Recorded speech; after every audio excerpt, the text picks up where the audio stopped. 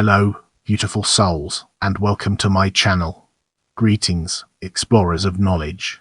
Join us as we embark on a quest to understand Karoshi, which can be translated into overwork. Death is a Japanese term relating to occupation-related sudden death. The most common medical causes of Karoshi deaths are heart attacks and strokes due to stress and malnourishment or fasting. Mental stress from the workplace can also cause workers to commit suicide in a phenomenon known as karōjisatsu. Karoshi is also widespread in other parts of Asia. Generally, deaths from overwork are a worldwide occurrence. For example, over 770 wage laborers die of overwork annually in Sweden, a country with robust labor regulations. The death toll is, however, expected to increase in the future. Get ready for an enlightening exploration as we dig into history and understand its role in the broader context.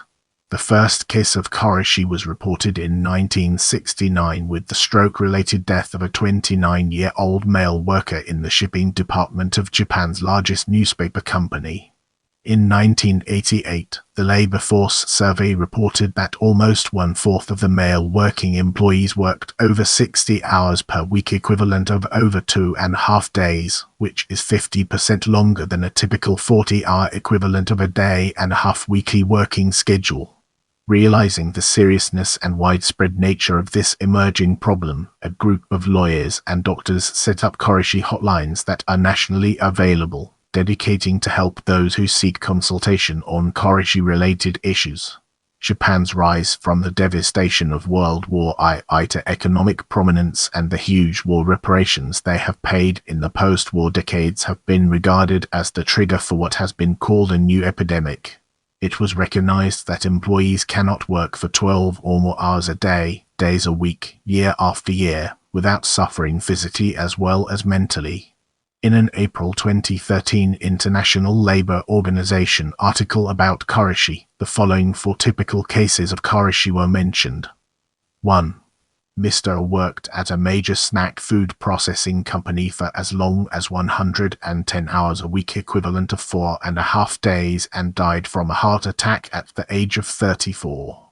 His death was recognized as work-related by the Labor Standards Office. 2. Mr. B, a bus driver, whose death was also recognized as work-related, worked 3,000 hours a year, equivalent to 4 months.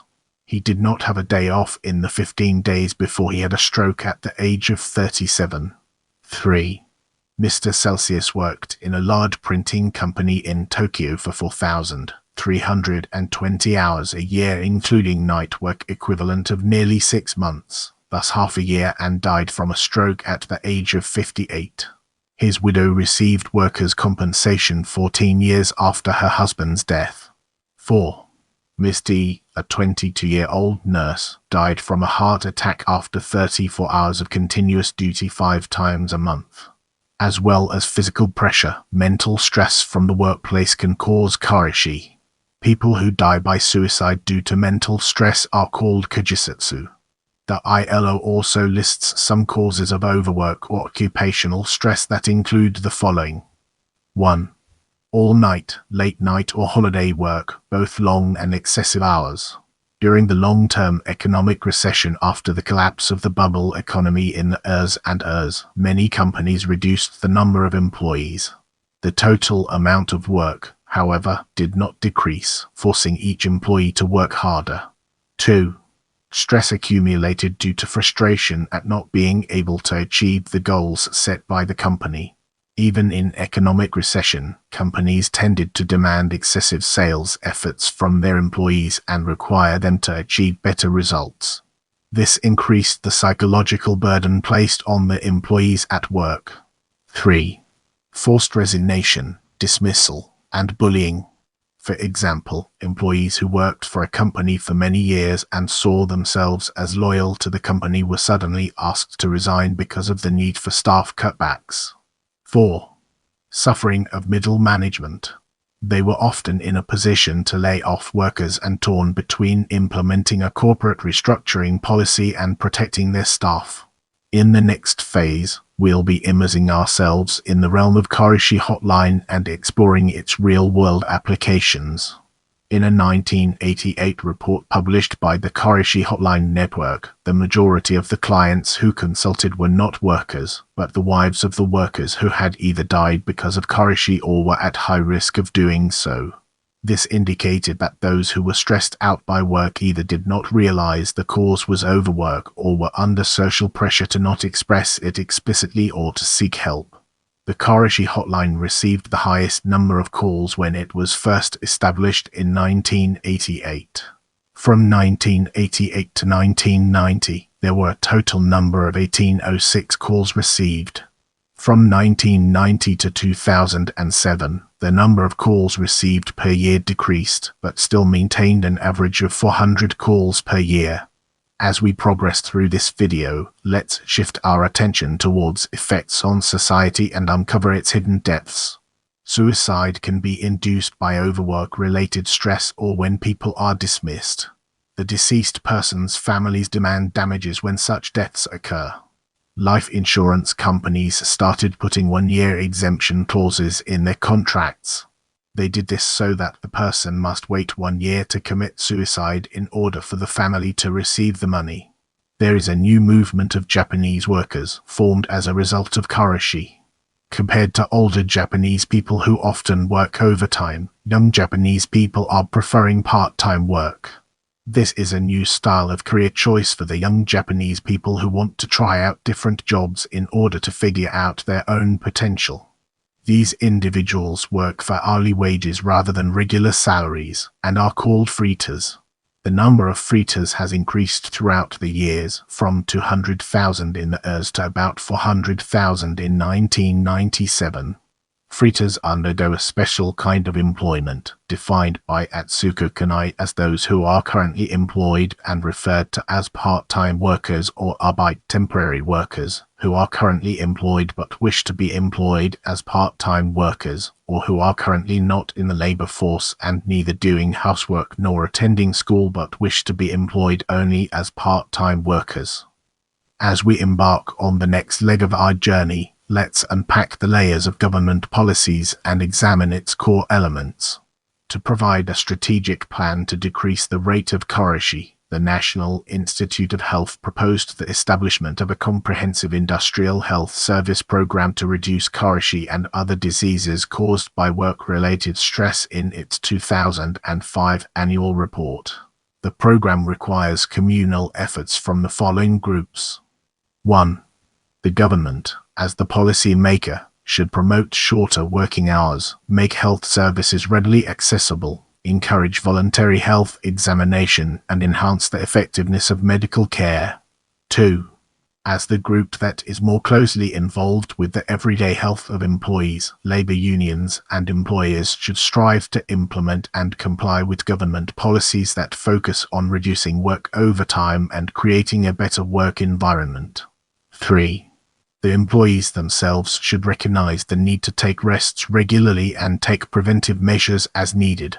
As a formal response to this proposal, the Industry Safety and Health Act was revised in 2006.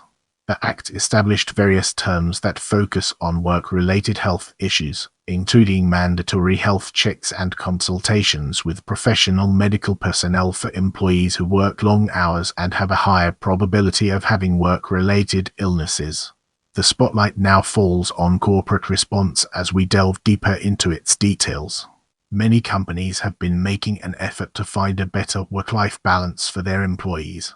Toyota Motor Company generally limits overtime to 360 hours a year, an average of 30 hours monthly, and, at some offices, issues public address announcements every hour after 7 p.m. pointing out the importance of rest and urging workers to go home. Nissan allows for remote work to make it easier to care for children or elderly parents. Dozens of large corporations have also implemented no overtime days, which require employees to leave the office promptly at 5:30 p.m. In 2007, Mitsubishi UFJ Trust and Banking, a division of Japan's largest banking group, started to allow employees to go home up to 3 hours early to care for children or elderly relatives. As of January 5, 2009, just 34 of the company's 7,000 employees had signed up for the plan. In February 2017, the Japanese government launched a campaign called Premium Friday, asking companies to allow their workers to leave at 3 p.m. on the last Friday of the month. The initiative is part of an attempt to address the punishingly long hours many Japanese are expected to work, prompted by the suicide of a 24-year-old employee at the advertising firm Dentsu who was doing more than 100 hours overtime in the months before her death.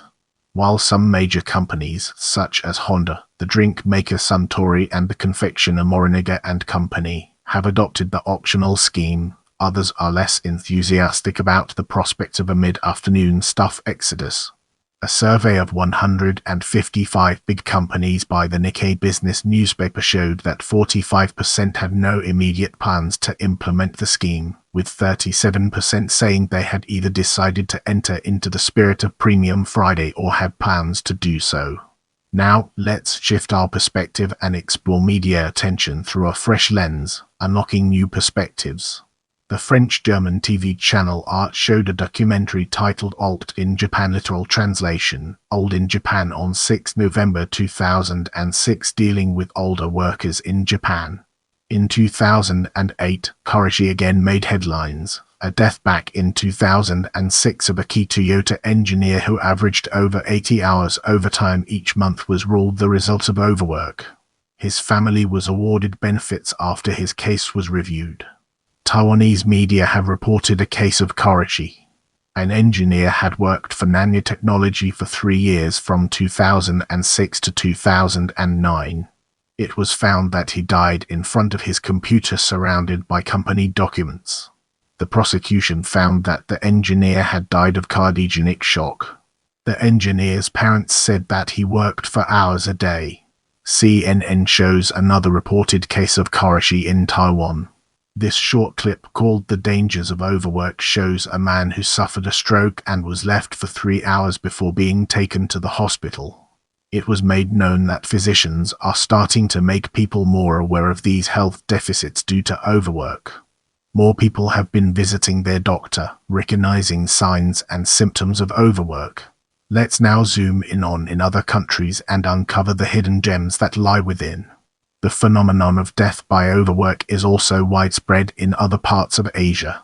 745,194 deaths worldwide were attributable to long working hours in 2016, based on WILO data. Let's now shift our focus to China and explore the ways in which it shapes our perspective.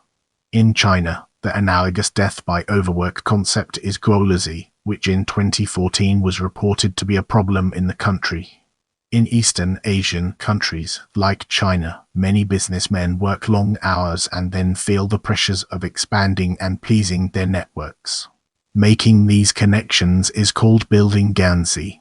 Connections are a big part of the Chinese business world, and throughout different parts of China, businessmen would meet up in tea houses to take their job outside of the work atmosphere. It was important for businessmen to broaden their ganzi relationships, especially with powerful officials or bosses.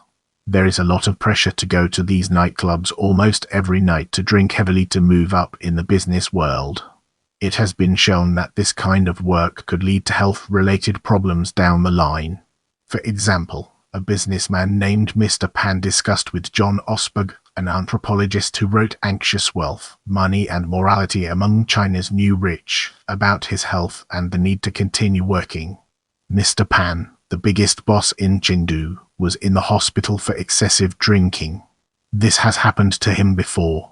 Mr. Pan said, "I can't stop or slow down.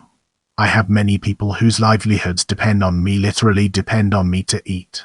I've got about 50 employees and even more brothers. Their livelihoods depend on my success. I have to keep going." In this section, we'll be shedding light on South Korea and its impact on our understanding of the subject. In South Korea, the term gwarisa, alternatively romanized as kwarisa, is also used to refer to death by overworking. South Korea has some of the longest working hours in the world, even more so than Japan, with the average being 42. This has caused many workers to feel the pressure of their jobs, which has taken a toll on both their physical and mental health. Many have died from being overworked, and the issue has only begun to gain more national attention due to many government workers having died from karoshi. In 2018, the South Korean government enacted a law cutting working hours from 68 to 52. In this section, we'll be peeling back the layers of Sweden to reveal its true essence. In Sweden, the deaths due to excessive stress at work is expected to increase from the current level in the future. A study conducted with researchers in cooperation with the Swedish Work Environment Authority in 2019 concluded that 720 workers in Sweden already died due to stress from engaging in wage labor. This study sparked an increased amount of public debate. I'm here to provide you with the best information, so let me know what else you'd like to learn about.